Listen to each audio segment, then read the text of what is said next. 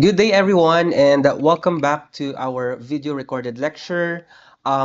This time, pag-uusapan po natin ang legislative oversight, local government, and bureaucratic accountability. But before we start, of course, we have to review first. So let's have a quick recall of what we have had in lesson 5. Okay, so when I ask you what directs the bureaucracy, of course, no, the quick answer there is the president. However, you have to remember that the president um, can only function based now on the domain he is in, no. And during the time we discussed this one via video recorded lecture, meron pong dalawang kailangan ninyong tandaan. Okay, the president has a power of control and power of supervision. Okay, the president directs the executive branch, okay? And the executive branch is composed now of the president, the vice president, and then the members of the cabinet headed by the secretary. Now, when I ask you, sino po ang nag-check ng bureaucracy? Is it the Congress? Is it the Commission on Audit? Is it the Civil Service Commission? Is it the Ombudsman? Is it the courts that we have in the Philippines? Or lahat po ba sila? Okay? And then, I'd like you also to answer, bakit kailangan po magkaroon ng napakaraming mga institusyon to check the government in the first place? When I say to check the government, papasok dito yung principles of checks and balances. Because you have to take note, the Constitution put a safeguard, a safety net, para po hindi magkaroon ng abuse of power.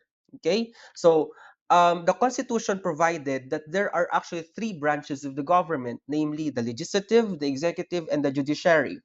And none of them, wala po, ni isa sa kanila ang mas mataas kesa sa isang sangay ng pamahalaan. Ibig sabihin po niyan, the three branches are co-equal.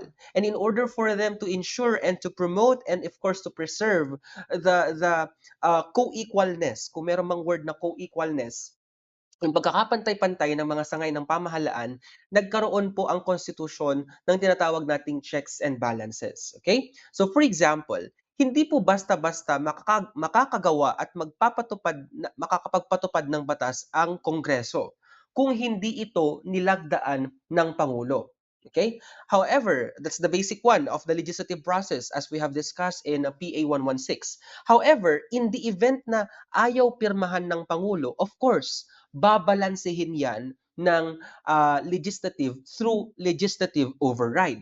Okay? Ngayon, what if magkakampi si executive at saka si legislative? Ibig sabihin niyan, gumawa ng batas si Kongreso, pinirmahan ni Pangulo, pero itong batas na ito ay labag sa konstitusyon at nilalabag niya, niriyuyurakan niya yung karapatang pantao ng mga Pilipino. Diyan naman papasok yung checks and balances ng judiciary kung saan pwede nilang i-declare ang isang batas bilang unconstitutional.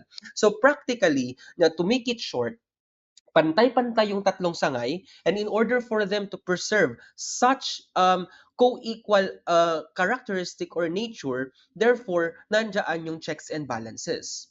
Pero bakit kailangan tatlong sangay? Bakit kailangan ng Constitutional Commission, COA, Civil Service, and COMELEC? Bakit hindi na lang gawing iisa ang sangay at hawak ito ng iisang tao at ipagkakatiwala natin sa kanila itong kapangyarihang ito? The short answer is, of course, look back in our history, 'di ba? Perhaps may mga supporters po ng dating Pangulong Marcos po dito at may mga naniniwala po na may magandang dulot ang martial law. Hindi ko po kayo kakastiguhin po diyan. Pero malinaw po sa aking mandato na bigyan kayo ng facts tungkol sa kung anong nangyari sa kasaysayan.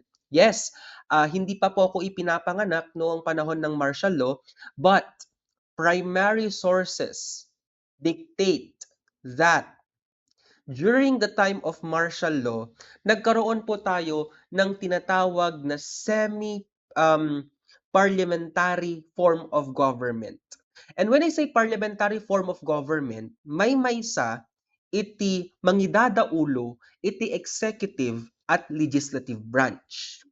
Um, Different yung setup ng Kongreso at that time because we only have unicameral or iisa lamang po ang chamber noon at pinamumunuan po ito ng semi-prime minister na si Ferdinand Marcos Sr. Okay?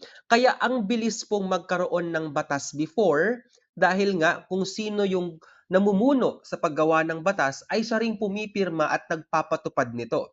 Okay? So, that's one of our history. Okay? And as we go through with our lesson, we will try now to answer another difficult question. Okay? If one government institution is supposed to hold another government institution accountable, who holds the first institution accountable as well? Katulad ng nangyayari ngayon sa Senado, kung saan sila ay nanunungkulan bilang mga hukom, no? They are the senator judges in this impeachment court, no? Called upon before the Senate of the Philippines, whose duty is to try and decide the cases transmitted by the House of Representatives. At present, dinidinig po ang kaso ni current Vice President Sara Duterte, 'di ba? And there are 4 articles of impeachment which include the following: betrayal of public trust, yung paggasta daw po niya di umano ng confidential funds sa um suspicious na paraan.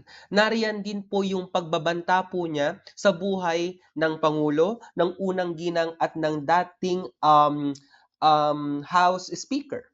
Okay? So, kung magkagayon, no, that the Senate as an impeachment court tries now to hold VP Sara accountable, then who will hold these senators accountable as well? Okay? So, yaan papasok yung tinatawag nating legislative oversight, local government, and bureaucratic accountability. Okay? So, kung yung nakaraang lesson po natin ang pinag-usapan po natin ay patungkol sa executive powers po na sa loob ng birokrasya kung saan nahahati ito sa dalawa, control at supervision. Control, ibig sabihin siya po ang may sole discretion sa loob ng executive branch. Kaya nga po, he can actually override decisions or substitute now the judgment of the heads of offices.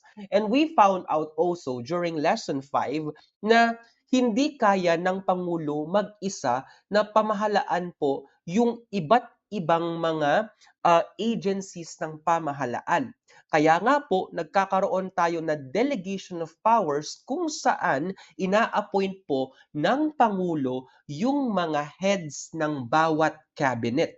Yung cabinet po na tinatawag po natin, these are the departments that we have in the Philippines specializing now on a specific agency. For example, Department of Health, Department of Education, at meron pong head of office doon. Sa Pilipinas, ang tawag po sa kanila ay mga secretary or mga cabinet secretary.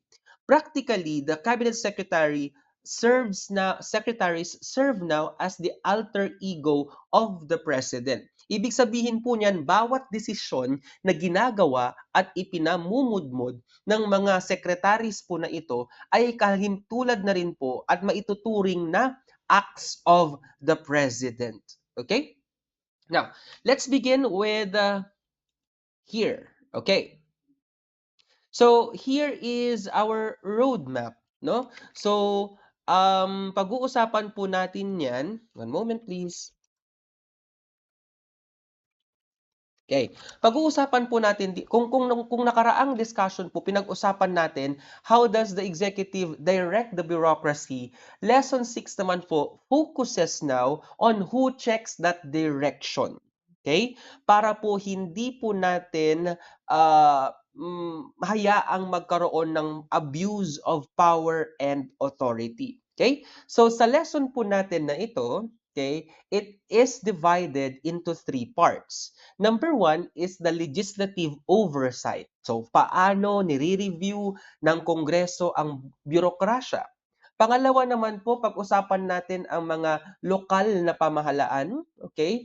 At yung kanyang bureaucracy po, okay? Ito po ay sa ilalim ng RA 7160 or the Local Government Code of 1991 kung saan, okay? Kung saan nakasaad po doon ang devolution of powers at nabigyan po ng autonomy ang mga lokal na pamahalaan na pamahalaan po nila ang kanilang mga administrative at political jurisdiction. At yung ikatlo naman pong pag-uusapan natin ay yung mga accountability institutions na promulgate sa pamamagitan po ng ating constitution. So we have there the two constitutional commissions. We have the Commission on Audit and the Civil Service Commission. Gayon din po yung mga courts na ipinatayo para po habulin at kastiguhin po ang mga politiko at mga kasapi ng bürokrasya na baluktot o halang ang bituka. Okay? So, likewise, my dear students, our goal for this lecture is also to, number one, analyze, okay, methodically the mechanisms of legislative oversight over the bureaucracy that we have. Of course, pangalawa, you should be able to describe lucidly the role of local government units as political administrative interfaces. And lastly, you should be able to assess the accountability mechanisms in the Philippine administrative system. So simulan po natin sa part ng legislative oversight. Okay? Pag sinabi po nating legislative oversight, this is the Congress's continuing interest in how the law is passed, how the laws it passed, yung ipinasang batas ng Kongreso ay actually naki-carry out or naipatutupad ng executive branch. Okay? So sa malawak na usapin po natin, pag pinag-usapan po natin ang legislative oversight, mga kapatid, okay? It says there, okay, the review, monitoring, and supervision of executive branch and bureaucratic action by the Congress. So practically, legislative oversight now ensures that yung mga batas po ay tunay pong nai-implement. Okay? Yung mga public funds po ay properly sent and agencies remain accountable to the people's representatives. In short po, it says supervision of executive branch and bureaucratic action is there. Therefore, there must be a review. And when we say review, the closest thing you should remember is to monitor. Now, my question is, why would the legislature concern itself with what the executive is doing? Kasi po, okay, sino ba ang gumawa ng batas? Hindi po ba ang Kongreso? Okay? At sino po yung nag-appropriate ng pera? Sino po yung nagpasa ng budget? Kongreso din po.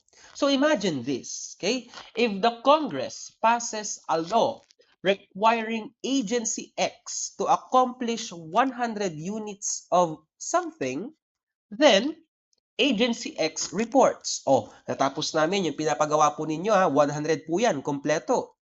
Okay? Should the Congress simply say, okay, thank you. Di ba hindi? Katulad din ninyo. For example, nag-assign ako ng activity sa inyo. Hindi sapat na na-receive ko lang yung inyong output. Di ba? I would not say, okay, nakapasa si Miss Andaya, nakapasa si Mr. Castro, nakapasa si Mr. Makusi, nakapasa si Miss Mayo. Salamat sa pag-submit. Hindi doon natatapos yung trabaho ko. Okay? Kailangan i-check ko din yan. Tama ba yung mga pinaggagawa ng mga students na to? Okay? Maayos ba? Nasunod ba ang mga instructions?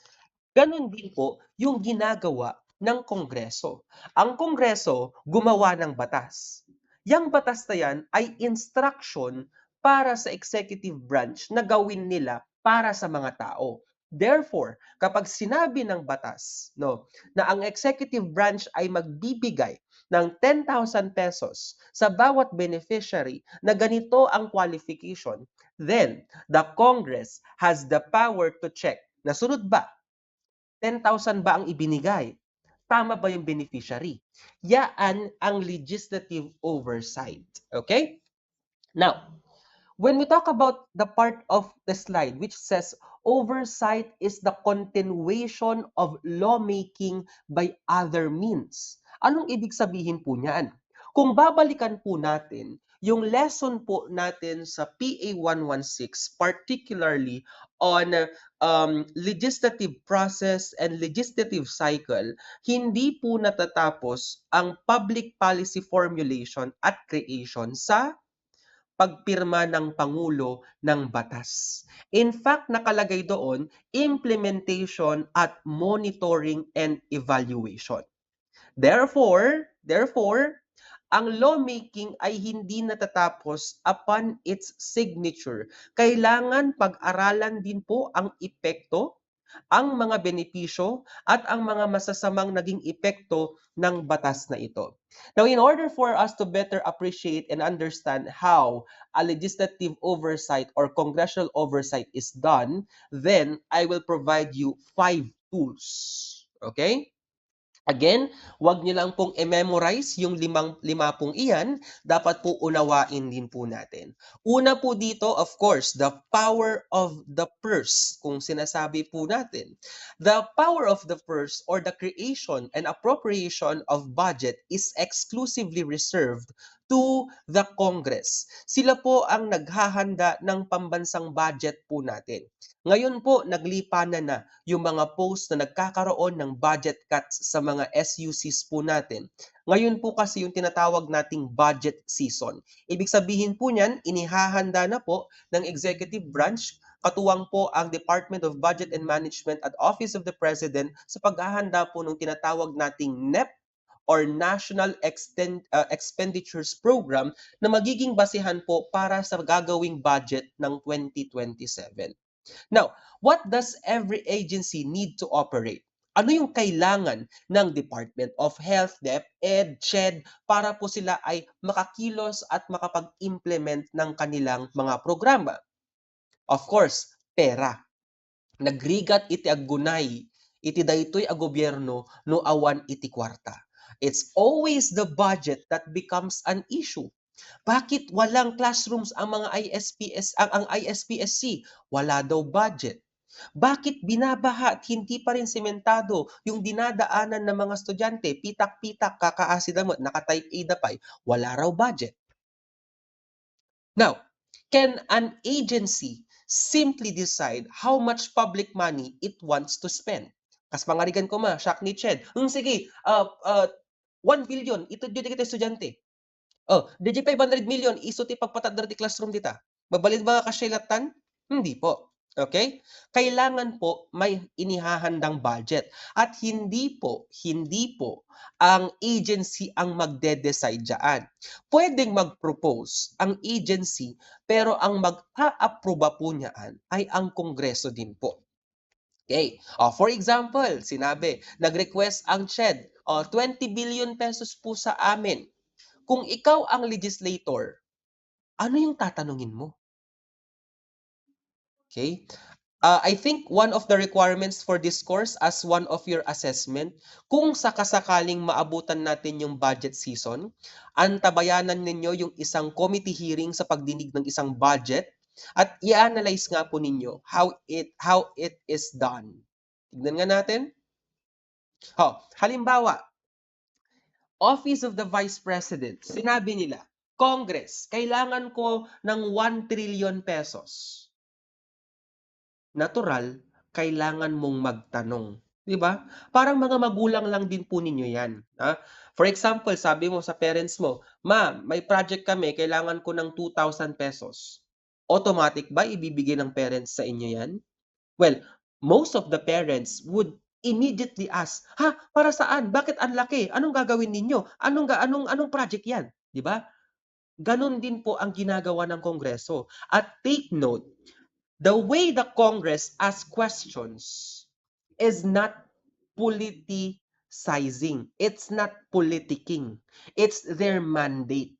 Kaya hindi pwedeng sabihin ng isang head of agency na wala silang karapatang magtanong because they are just exercising legislative oversight. At hindi po pwedeng sabihin ng head of agency, no, na hindi ko kailangang sumagot because they are all answerable to the Congress. Okay? Ngayon, ano yung mga kailangang itanong? Number one, magkano yung natanggap mo last year? 15 billion po, for example. Okay? At magkano yung nagastos mo? 7 million po. Kung ikaw ang Kongreso, let me ask you now directly.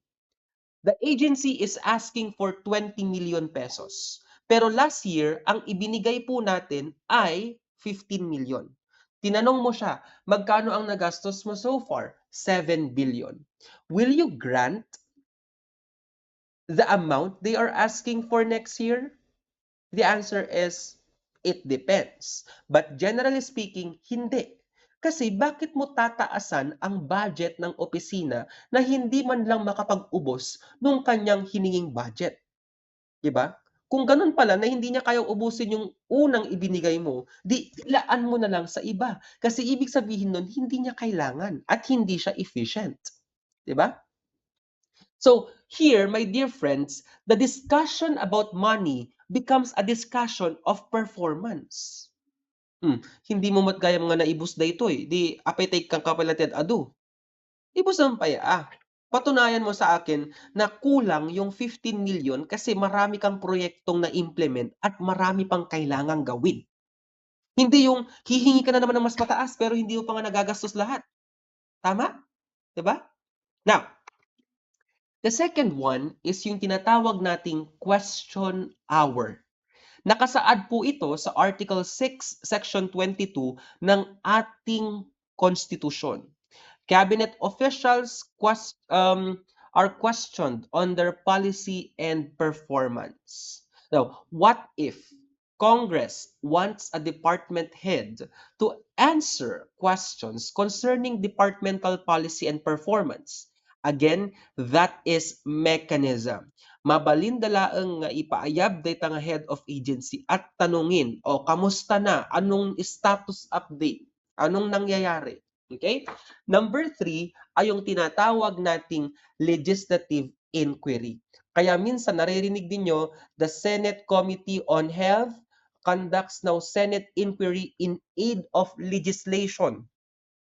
Yang mga hearing po na kinakandak ng Senado ng pinatawag si Alice Guo, si Harry Roque, hindi po yan hearing para sabihing guilty ang isang tao. Hindi po yan ang trabaho ng legislative.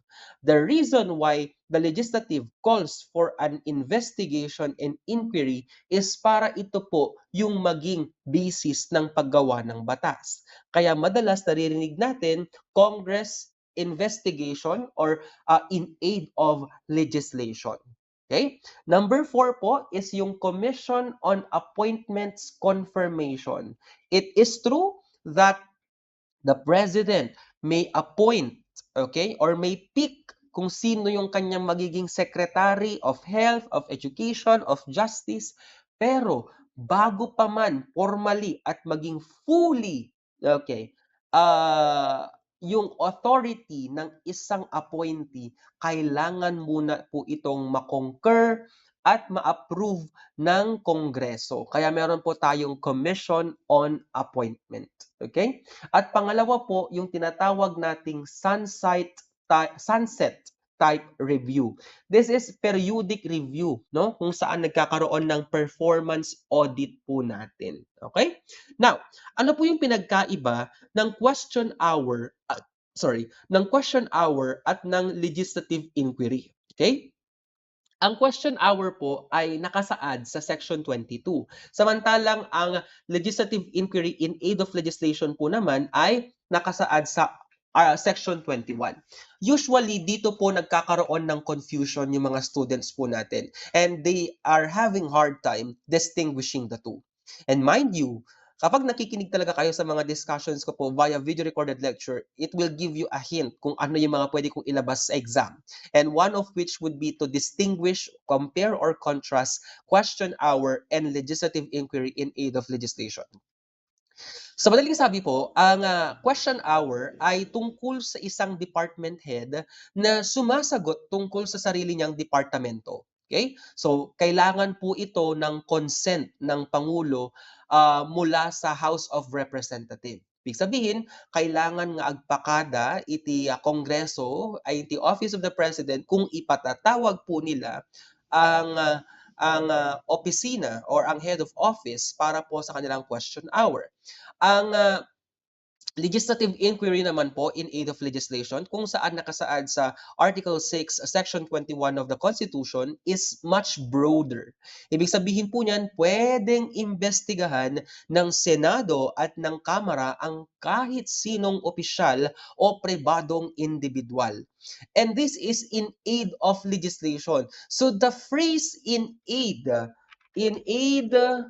of legislation, meaning po nito is nagkakaroon ng official investigation or pagdinig or hearing sa loob po ng Kongreso, either sa Senado or sa House of Representatives. And the purpose is to gather facts, hear expert views, and evaluate problems so lawmakers can write new laws or fix the old ones or review existing public policy.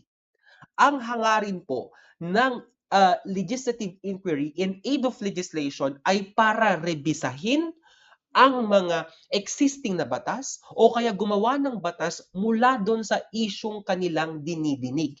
Hindi po para hatulang guilty ang isang tao. Kaya nga, nakakatawa. Ito yung lagi kong sinasabi sa mga estudyante ko, wag natin pong ipangalandakan ang ating kamangmangan sa Facebook. Bakit? Kasi sa Facebook, ang daming nagpapakapolsay at ang daming nagpapaka-public ad. I was following the entire committee hearing noong panahon ni Alice Guo, ni Supremo, ni Apollo Kibuloy, pinatawag din si Harry Roque. They always tell na dapat mag-rule na ang Senado, sabihin guilty si Alice Guo at ikulong na siya. Take note, hindi po trabaho ng Senado ang maghatol na guilty ang isang tao. They are doing that inquiry para po maging basihan, para gumawa ng batas, ayusin ang existing na batas, or kung ano pa man po iyan. At hindi po para sabihin guilty or not guilty ang isang tao. The purpose of Senate inquiry or House inquiry in aid of legislation could be, number one, fact-finding tool. Tinutulungan po nitong mag-uncover at mas maunawaan po yung mga real-world issues po natin at magkaroon po tayo ng policy review. Okay? Ngayon po, bigyan ko po ng halimbawa. Okay, noong 2021, nagkaroon po ng Senate Blue Ribbon Committee investigation tungkol po doon sa procurement ng COVID-19 medical supplies mula po sa isang hindi gaanong kilalang supplier. Okay? So dito po sinuri, inimbestigahan po ng committee kung paano na i-award ang mga kontrata kasi nagkaroon ng bidding. Okay? At naimbestigahan po yung ilan sa mga opisyal po na sangkot dito. Okay? Pero tandaan po natin, okay, na pwede lang pong mag-expose, okay, at magrekomenda ang Kongreso, but they cannot in any way possible convict a specific official involved. Okay? Ang may trabaho po niyaan ay ang Office of the Ombudsman at ang Sandigan Bayan. as of now, I am sincerely hoping at mataas po ang confidence ko na kilala po ninyo kung sino po ang ating ombudsman at ang mga secretaries ng bawat ahensya ng pamahalaan. And to that extent, yung sandigan bayan po natin, no? Yung hukom sa sandigan bayan po natin. Okay? Now, moving forward, mga kapatid, we proceed with local government and the national bureaucracy. Ang focus po natin ay ang RA 7160 and yung local government bilang political administrative interface. Okay? So, unang-una po dito, pag-usapan natin yung tinatawag nating devolution of power. Alinsunod po sa RA or batas, no? Republic Act RA 7160, ang local government units po natin or the Local Government Code of 1991 ay nag-devolve, no? What is devolve or devolution? That is devolution. This is actually a part of your regional and local government course, no? Pero for the sake of discussion, when we say devolution means it is the transfer of power or the transfer of authority or yung paglilipat ng responsibilidad mula po sa central government pababa sa local government. Okay? Sa Pilipinas po, we observe devolution of power. Okay? So, key features po tayo. Number one, there is power transfer na lilipat po yung central power or central control sa mga local governments po natin. Okay? Ilan sa mga na-devolve na mga kapangyarihan po ay yung pagpapatupad ng mga ordinansa alinsunod sa kalusugan, sa social welfare, sa agriculture at sa environment. Okay? Um, Kaya nga, ang mga LGU po, take note, they have the primary political administrative interface sa pagitan po ng kanilang mga constituents at ng mismong estado. So, kahit saan, no, nagmula ang programa or pondo sa LGU pa rin po madalas makikita ang ordinaryong mga tao. Okay? Now, puntahan po natin yung konsepto ng devolution, deconcentration, at debureaucratization. Okay? Pag sinabi mong devolution, transfer of function, papunta po sa isang separate na LGU kasama po yung kanilang pondo. Doon po papasok yung kay Mandanas ruling po. Okay? So please basahin po natin yung Mandanas ruling. Okay? Ito po ay isang kaso na dinesisyonan po ng Supreme Court noong 2018 kung saan sinasabi po dito na ang mga local government units are entitled to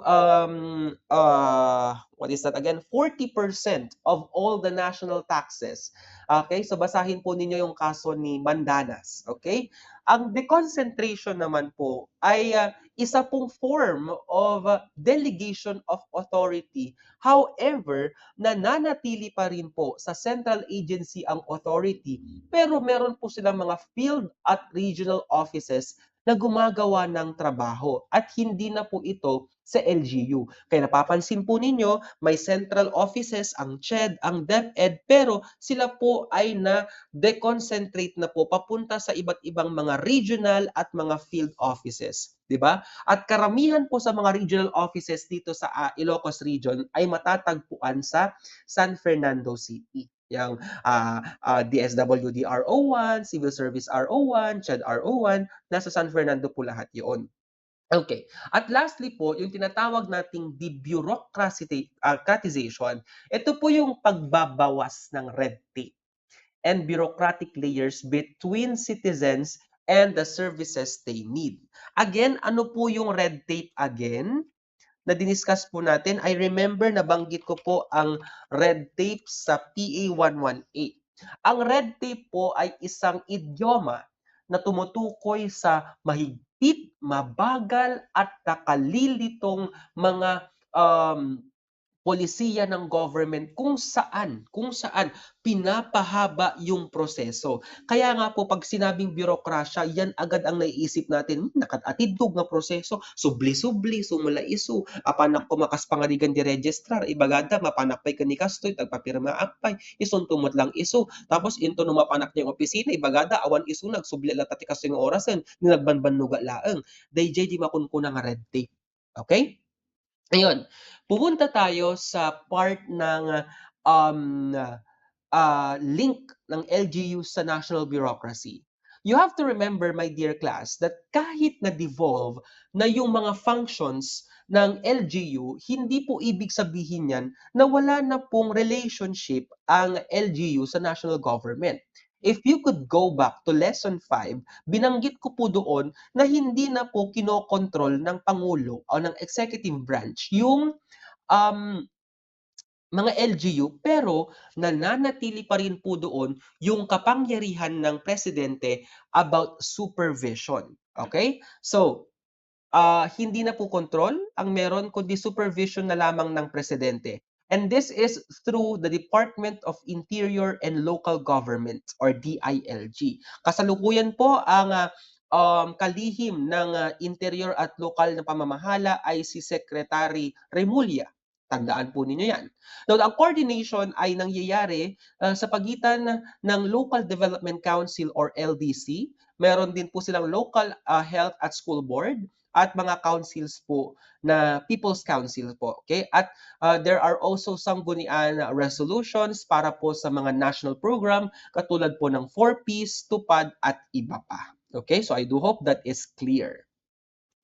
Now, mahalaga pong part ng ating analysis na kailangan po ninyong tandaan, ang devolution po ay mukhang maganda in paper, but knowing the Philippines in this economy, my dear friends, in reality, marami pa rin pong mga small at poor LGU ang kulang sa tauhan, kulang sa kagamitan at kita para lubos po nilang maisakatuparan ang kanilang mga devolved functions. Kaya makikita po ninyo, medyo unfair. Paingin nagmayat ijay kandon, nagmayat di vegan, gumapan katikas to nga ili ka kalamarigrigat na nga pirpirmi. Yes, because uneven nga yung capacity po natin. Okay? Kaya nga, di ba, ang national agencies po natin ay madalas pa rin, they are performing the functions expected for the LGUs to perform. Okay? Kaya minsan nagkakaroon ng unclear jurisdiction and yung accountability na ipapasa-pasa na lang kung kani-kanino at hindi na alam kung sino ang tunay na dapat i-hold accountable. Okay? Now we proceed to the last part of my discussion, and this is now the constitutional and statutory body na nagpapatupad ng accountability. Sa madaling sabi, what is accountability again? Kasi nga, masyado ko siyang binabanggit dito sa discussion po natin. Pag sinabi po nating accountability, ang kaakibat po nitong salita ay responsibility. Ibig sabihin po niyan, you are taking responsible for your actions, for your choices, and for your decisions. Inaako mo ang mga desisyon na to. Whether it is good or bad, nagkamali ka man o hindi, dapat inaako mo na ito ay galing sa'yo at ikaw mismo ang pinanggalingan ng desisyon na ito. Sa Pilipinas po, there are constitutional commissions who are mandated to ensure accountability between and among officials. Kaagapay po nila yung mga um, opisina ng Ombudsman at ng Sandigan Bayan. Pag-usapan po natin sila. May 4 po tayo mga institusyon at may kani-kanya po silang mga mandato. Simulan po natin sa Commission on Audit. The Commission on Audit audits, okay? The expenditures of the government. Nakasaad po ito sa Article 9D ng ating konstitusyon. Okay? Samantala, ang ombudsman naman po ay isang special na korte na nagpro-prosecute po, nag-iimbestiga at nagpo-prosecute po ng mga public officials patungkol po sa graft, corruption at mga unlawful or unjust or inefficient acts. Pag-usapan po natin ang graft at graft and corruption. Ano pong pinagkaiba ng dalawa? Pag sinabi po nating graft, ibig sabihin po niyan, minamanipulate po ninyo yung proseso. For example, naka-allocate po sa approved budget ninyo ang 20,000 pesos para sa scholarship program. So, balit, ikaw bilang SK chairperson, ang ginawa mo ay yung 20,000 pesos pinampaliga mo. Graph po iyon. Ibig sabihin po niyan, okay, hindi mo sinunod yung allocation, earmark na kasi yung budget. Okay? Corruption naman is more on suhol or bribery, extortion, nepotism, and abuse of public trust. Daytan jay kun kunada nga imbulsadan dayjay pondo iti gobyerno. Okay? Of course, sa ilalim po ng mga umiiral na batas katulad ng Anti-Graft and Corrupt Practices Act or RA 3019, marami pong mga ipinagbabawal na mga actions po dyan. And I will leave that as your reading assignment for this matter.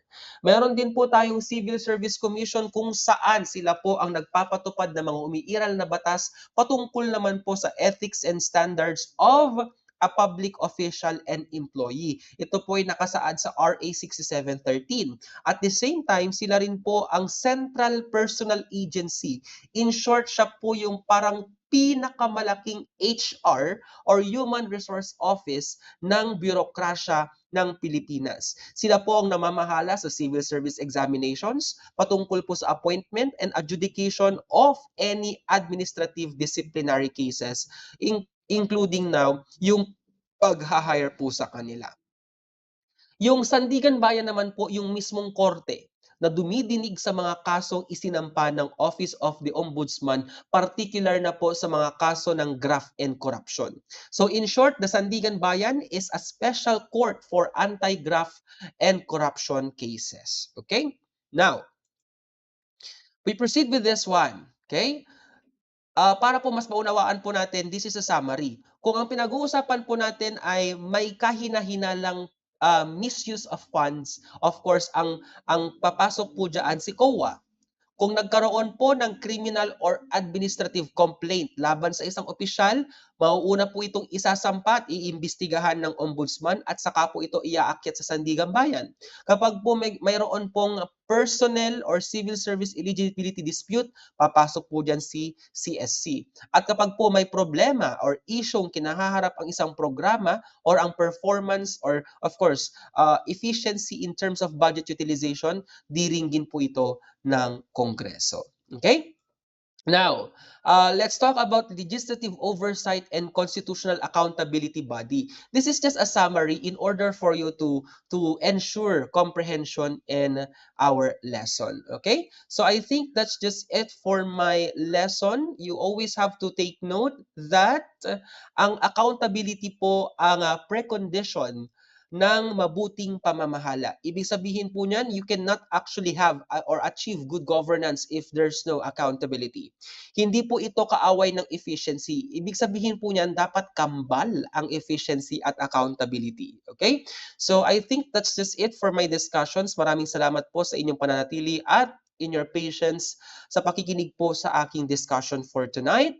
You always have to remember the things that we have discussed. There are 4 key things that I have shared with you: legislative oversight, devolution as enshrined in Republic Act 7160, coordination bodies katulad po ng LDCs at local health or school board, and of course yung mga accountability institutions po natin na kinabibilangan ng CSC, Ombudsman, Sandigan Bayan at ng Commission on Audit. So, we are done with lessons 5 and 6. Isang lesson na lang for midterms and then we are done with midterms. So, hayaan nyo nang i-face-to-face discussion ko na yung lesson 7 para naman po magkaroon tayo ng interaction. Okay? By the time you are watching this, tapos na ang ating graded recitation sa lesson 5 and expect that I will also be giving you another graded recitation for lesson 6. So, panoorin po ninyo ito kasi kadalasan sa mga tanong ko po ay nanggaling mismo sa discussion ko at hindi lamang po sa PowerPoint presentation at sa mga module na ina-upload ko po. So, yan lamang po ang sa akin. Maraming salamat po muli sa oras na ibinahagi po ninyo sa akin and the patience you have extended in watching or listening to my video recorded lectures. If you have questions or clarifications, do not hesitate to message me or even post it on the comment section of our video so that everyone could see it and everyone could also read my response to have a better grasp and understanding of the lessons I have imparted with you. Um, do not forget also the deadlines for the submission of your policy brief or the preliminary papers for your policy brief, because this would be your prerequisite before you can finally proceed to the next stage of your major course outcome. Okay, so thank you so much and goodbye for now. Have a nice one.